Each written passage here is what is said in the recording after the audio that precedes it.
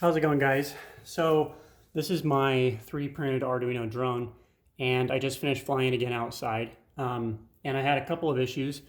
Well, first of all, yesterday I was flying it with some other arms that were 5 centimeters shorter, and I just finished replacing all 4 arms so that it would have a little bit more balance, just so it would be a bit, I don't know, it would have a wider range to work with. That's just, I created the arms in Fusion 360, and so it actually did have a lot more balance this time.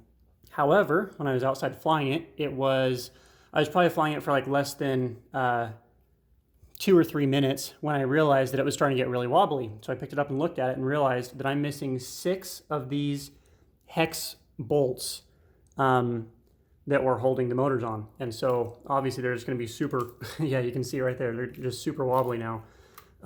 Because I lost them out in the grass outside, so that's really great. And the reason for that is that, I'm probably not going to be able to show this, you can see it started melting. The motors they got so hot that it actually started melting the plastic. Yeah, it's kind of hard to show that.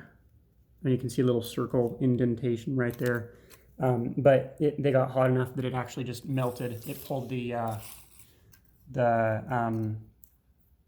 I guess the bolts, it pulled it loose and then kind of shook them off. So anyway, got to deal with that now. But yeah, sorry I don't have a video of it flying. It's kind of hard to control it with all of my attention and record at the same time. So I might have to have someone else come outside and record it for me. But just wanted to show you that I made some different changes to it, and it's working.